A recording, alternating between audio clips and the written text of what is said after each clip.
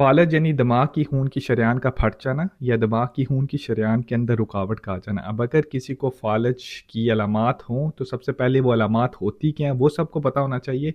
अगर अलामात आ रही हों तो इस सूरत हाल में करना क्या चाहिए ताकि मरीज़ की जान बचाई जा सके, इस वीडियो के अंदर बात करते हैं। वीडियो का अंत तक देखिएगा। फालज जिसको स्ट्रोक भी कहा जाता है, इसकी अलामात का हम सब के लिए पहचानना जाना बहुत ज़्यादा ज़रूरी है।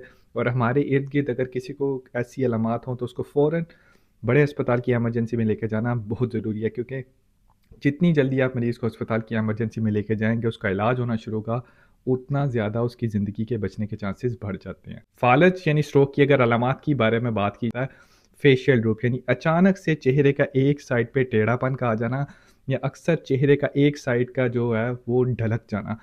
दूसरे नंबर पे आ जाता है अचानक से एक तरफ जिस्म की जो बाजू या टांग का काम करना छोड़ देना, उसमें कमज़ोरी आ जाना या उसका सुन्न हो जाना। बस स्लर्ड स्पीच यानी ज़बान का लड़खड़ाना शुरू कर देना अचानक से, लफ्ज़ों का अदा ना कर पाना या जो लफ्ज़ अदा कर रहे हैं उनका कोई मतलब ना होना। अगर किसी को इनमें से ऊपर वाली कोई भी अलामात हो तो फ़ौरन आपको एम्बुलेंस को कॉल करके अस्पताल की इमरजेंसी में लेके जाना चाहिए। इसके अलावा फालिज की कुछ और दूसरी अलामात भी होती हैं, जैसे कि अचानक से आपका अपने जिस्म का तवाज़ुन कायम ना रख पाना और गिर जाना, या अक्सर लोगों को इसके साथ अचानक से सर के पिछले हिस्से में ऐसी शदीद सर दर्द का होना जैसे उनको ज़िंदगी में पहले कभी ना हो, ऐसे लगे जैसे किसी ने सर के पीछे कोई डंडा मार दिया है। अक्सर इसको साथ लोगों को बहुत ज़्यादा कन्फ्यूज़ हो जाना या उनको भूल जाना कि कहाँ पे हैं, वो क्या कर रहे हैं, यानी कन्फ्यूजन का शिकार हो जाना।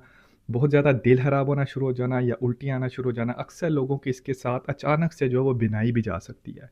अब ये सारी की सारी अलामात जो हैं ये फ़ालज की हो सकती हैं। फ़ौरन अस्पताल की इमरजेंसी में लेके जाना बहुत ज़्यादा ज़रूरी है, क्योंकि जब तक दिमाग का स्कैन जिसको सीटी हेड बोला जाता है वो ना किया जाए तो पता नहीं चलता, क्योंकि फ़ालज की 2 मेन इकसाम होती हैं। एक वो जिसमें खून की शरेआन के अंदर जो दिमाग को सप्लाई करती है उसके अंदर रुकावट का आ जाना, उसमें ब्लड क्लॉट आ जाना जिसको इस्कीमिक स्ट्रोक बोला जाता है।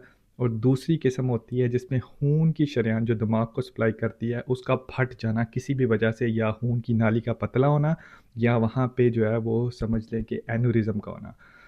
तो इसको बोला जाता है हेमोरेजिक स्ट्रोक। इसलिए सीटी स्कैन जो दिमाग का है वो करना बहुत ज़्यादा ज़रूरी हो जाता है फ़ौरी तौर पे। या डॉक्टर देखेगा कि आपको सीटी स्कैन के अलावा कोई और स्कैन जैसे कि एमआरआई स्कैन की ज़रूरत तो नहीं है। अहम बात याद रखना ये ज़रूरी है कि फ़ालज का इलाज जो है वो सिर्फ़ और सिर्फ़ अस्पताल की इमरजेंसी के अंदर किया जा सकता है।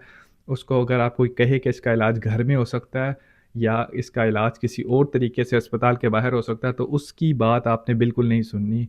फ़ालज एक ऐसी बीमारी है, एक ऐसी लाइफ़ थ्रेटनिंग कंडीशन है जिसका इलाज ना किया जाए तो मरीज़ की जान भी जा सकती है और पूरी